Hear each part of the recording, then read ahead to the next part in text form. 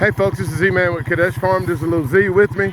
We're moving some hay. I had this hay roll up where my sheep were, but I don't like the way the hay looked.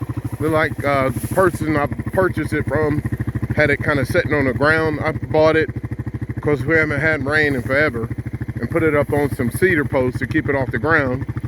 I don't like the way it looks, so I'm going to take this hay, move it about 200-300 something yards to where my cow's located and allow her to consume it as opposed to letting the sheep eat it. We are using our homemade hay unroller. Basically, you've seen my videos before where I take I think it's San Angelo bar, run it through the hay bale, and then use a tow strap and put it on my four-wheeler and make it as wide as possible. As long as you drive in a straight line, you are good to go. I'm gonna let little Z run the camera while I go ahead and pull it down there to where the sheep are. Just watch your fingers. Okay.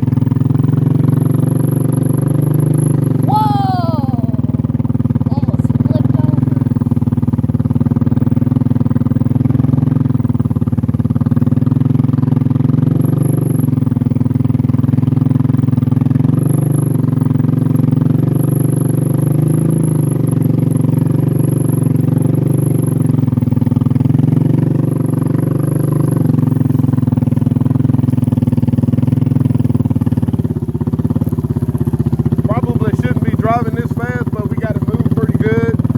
So basically where I want it.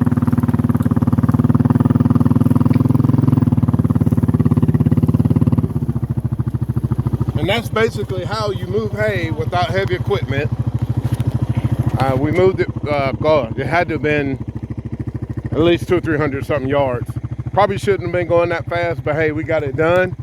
My tractor is up at our other farm, and I was able to get this done with the method that I've used since I've had this property. Just coming up with ingenious ways of getting things done. We are going out of town, so I want to make sure that she has hay. I do have other hay located in different areas of this field. As you can see, I got 2 rows right there. This hay doesn't have a lot of clover, so to me it'll work to build soil fertility, but I don't think it has a lot of seeds in it. It will have some type of seeds, but it'll do for what we need to keep her fed until we get back into town. It's decent hay for a cow.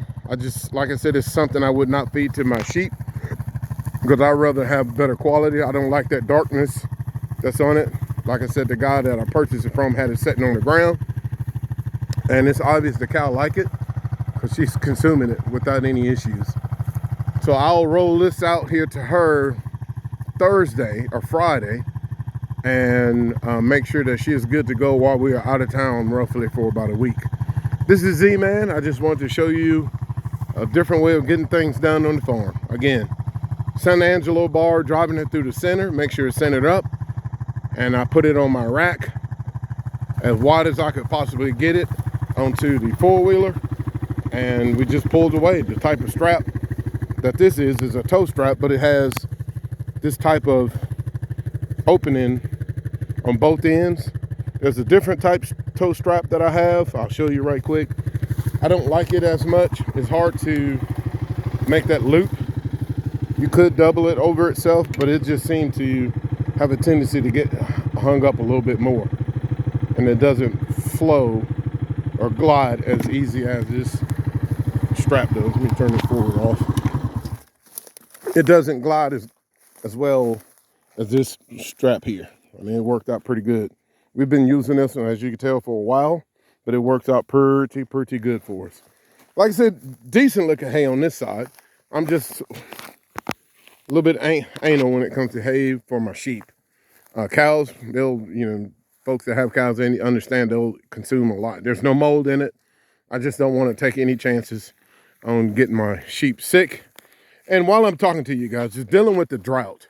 As you can see, everything around here is brown.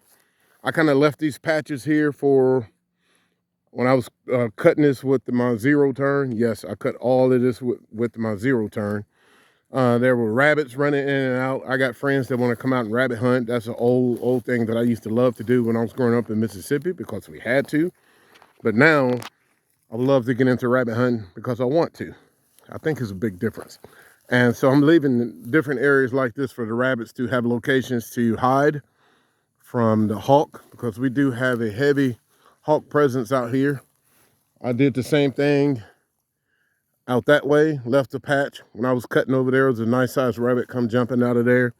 I'll probably leave that patch.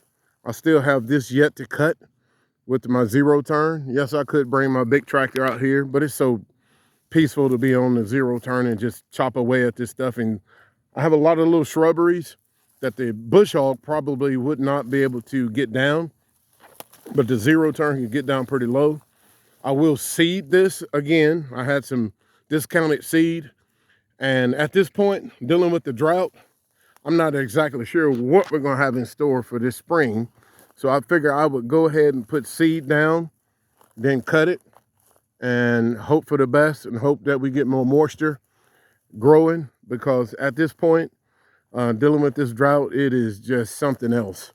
This is about the worst I've ever seen here in the state of Tennessee in regards to farming. There have been drought, but not with me having farming in mind. This is pretty good. We are at a level 4, I believe is what I saw online today. But it is likely to relieve itself as winter come about. We have a El Nino, I think, which should bring a little more moisture this winter. My understanding is supposed to be a warmer winter this winter. So hopefully, if it is, we get more moisture. The seeds that I've already put out, they're hard seeds, so they should not deteriorate, because they've been sitting out here for the last 4 or 5 weeks, just sitting on top of the ground, waiting on a little bit of moisture to come. We did have a rain maybe 2 weeks ago, and it was not substantial enough to even make a difference. As you can see, I mean, this is dry as a bone out here. I mean, as you walk out here, it's crunchy. There are areas around this tree, around my truck, that's my water tank, that there's a little bit of green out here, but we shouldn't be feeding hay until maybe December, late December, early January. It just didn't work out this year. Lesson learned. We are somewhat prepared because I had already went and purchased hay in advance, and my neighbor, he's got his cows out at somebody else's field that they weren't doing anything with. He has hay set up for his cows, and just dealing with this drought, we have a ban on all outside fires. They've had many fires over the weekend from people doing brush fires, and they get away from the ambers floating in the air. Don't do that. And it's just been causing a lot of issues. So we're just trying to get ourselves prepared as much as possible for the winter. And my goal is to have nice lush grass out here, because we want to bring more animals, but thank God we don't have that issue right now, because I've been holding off, because I've been hoping and praying for more rain. If we would have had more rain, hence more grass growth, I would have brought more animals out here, because we do have more sheep at our property where our home base is located. I just have the rams out here separated from the ewes, and our goal is to get more cows and more sheep. But thank God we haven't made that decision. I imagine a lot of folks at this point have sold out or just completely cut their herd just so they could make it. Because, man, just imagine no grass right now and then trying to make it through the winter if you are into trying to feed your animals with the forage that is growing on the ground. There is none. I mean, it is absolutely just bone dry. So I'm kind of glad that I didn't go out and make a purchase. But here we are. A lot of videos and things that I've learned on YouTube, and that's what I'm willing to share with you guys to kind of hopefully help you out as much as possible to make decisions that will benefit you and not hurt you so you can keep pushing in this thing.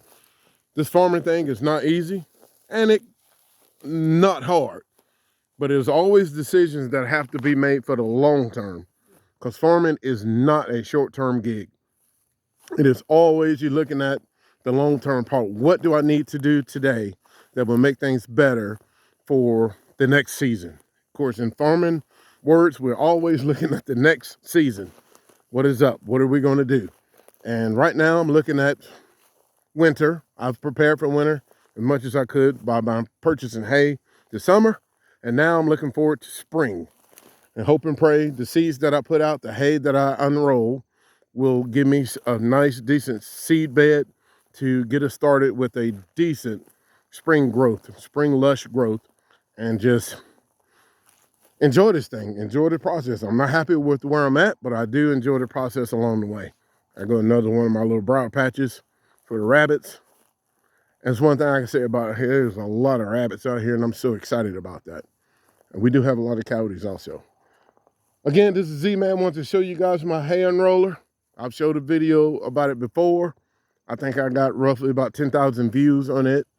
And also just dealing with this drought here in Middle Tennessee. This is Z-Man, and I'm out.